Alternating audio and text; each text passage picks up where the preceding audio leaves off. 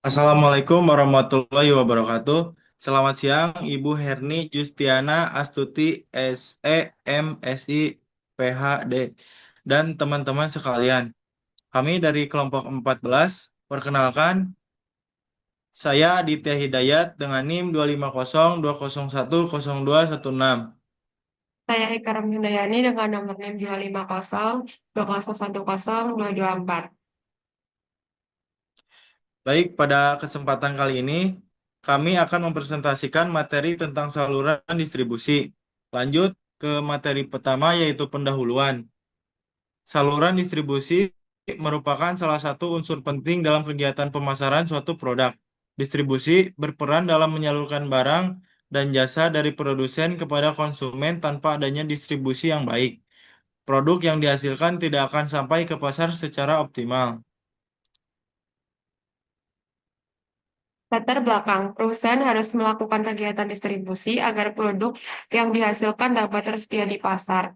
Distribusi membantu konsumen memperoleh produk sesuai kebutuhan dari segi jenis, jumlah, harga, tempat, dan waktu yang tepat. Oleh karena itu, distribusi menjadi bagian penting dalam keberhasilan pemasaran. Pentingnya distribusi. Distribusi membantu memperlancar arus barang dari tempat produksi ke tempat konsumsi.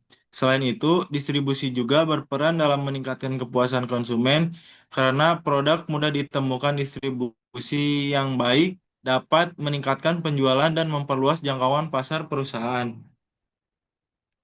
Selanjutnya ada rumusan masalah. Beberapa permasalahan yang dibahas dalam makalah ini antara lain apa yang dimaksud dengan saluran distribusi, yang kedua apa saja fungsi saluran distribusi, yang ketiga siapa saja pihak yang terlibat dalam proses distribusi.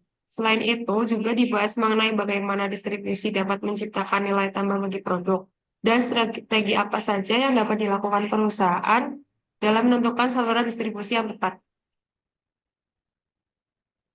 Selanjutnya, tujuan penulisan. Tujuan makalah ini adalah untuk memahami konsep saluran distribusi, mengetahui fungsi dan peran distribusi dalam pemasaran, serta mengetahui strategi yang dapat digunakan perusahaan dalam memilih saluran distribusi. Selanjutnya ada manfaat penulisan, yaitu ada operation processes. Lorem ipsum dolor sit emet, consectetur edipsim elit, suspendis sed forus hendrit, consequet eras et, positivius leo, deus ornem tempus lectus it porta. Dan kayak operation process. Lorem ipsum dolor sit emet, consectetur edipsim elit, suspendis sed forus hendrit, consequet eros et, posibus leo, dus ornem tempus leges et porta. Selanjutnya, pengertian saluran distribusi. Saluran distribusi merupakan jalur yang digunakan untuk produsen menyalurkan produk kepada konsumen akhir. Distribusi menjadi penghubung antara kegiatan produksi dan konsumsi. Tanpa distribusi, produk tidak akan memiliki nilai guna bagi konsumen.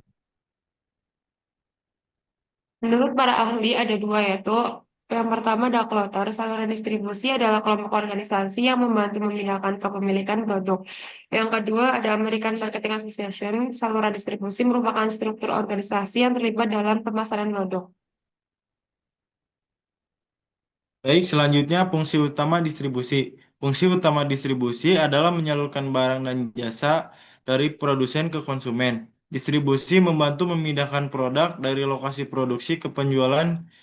Dengan demikian, produk dapat tersedia di pasar. Fungsi memperluas jangkauan. Melalui distributor dan pengecer, produk dapat dijual di berbagai daerah.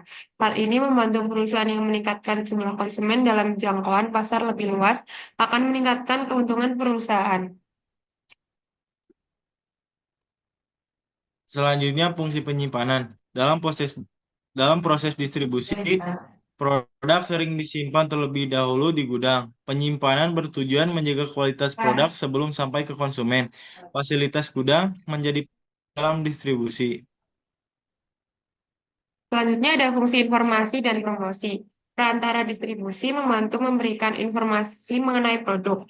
Informasi ini dapat berupa manfaat acara, cara penggunaan, dan harga produk. Hal ini membantu konsumen dalam mengambil keputusan pembelian. Selanjutnya, pihak distribusi produsen. Produsen adalah pihak yang menghasilkan produk. Produsen Mhm. menentukan strategi distribusi yang akan digunakan. Produsen dapat menjual langsung atau melalui perantara. Selanjutnya ada pihak distribusi dan distributor. Distributor membeli produk dalam jumlah besar dari produsen. Distributor menyalurkan produk ke berbagai wilayah. Distributor juga membantu dalam penyimpanan dan pengangkutan. Selanjutnya, pihak distribusi agen. Agen bertugas memasarkan produk tanpa memiliki hak kepemilikan. Agen mendapatkan komisi dari hasil penjualan. Agen membantu mempercepat penjualan produk. Selanjutnya ada pihak distribusi pedagang besar.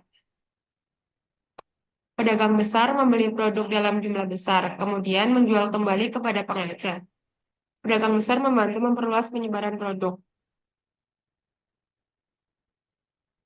Pihak distribusi atau pengecer. Pengecer menjual produk langsung kepada konsumen. Contohnya toko kelontong, minimarket, supermarket, dan toko online. Pengecer berperan penting karena berhubungan langsung dengan konsumen. Nilai tambah distribusi. Distribusi menciptakan nilai tambah bagi produk. Nilai tambah membuat produk lebih bermanfaat bagi konsumen. Nilai tambah ini dapat berupa penggunaan bentuk, tempat, waktu, dan kepemilikan. Baik, selanjutnya kegunaan bentuk. Produk dikemas dengan desain menarik. Kemasan yang baik meningkatkan daya tarik produk. Hal ini dapat meningkatkan minat beli bagi konsumen. Kegunaan tempat. Produk dipindahkan ke lokasi yang mudah dijangkau. Ketersediaan produk di dekat konsumen memudahkan pembelian. Hal ini meningkatkan kepuasan konsumen. Selanjutnya, kegunaan waktu. Produk harus tersedia saat dibutuhkan. Jika produk sulit ditemukan, konsumen dapat beralih ke produk lain. Oleh karena itu, distribusi harus tepat waktu. Selanjutnya ada strategi. Perusahaan harus menyesuaikan distribusi dengan jenis produk, menentukan jumlah perantara yang digunakan, memperhatikan biaya distribusi dan jangkauan pasar, menjalin kerjasama yang baik dengan perantara. Baik, selanjutnya kesimpulan. Saluran distribusi merupakan faktor penting dalam keberhasilan pemasaran. Distribusi membantu produk sampai kepada konsumen secara efektif dan efisien. Dengan strategi distribusi yang tepat, perusahaan dapat meningkatkan penjualan dan kepuasan konsumen.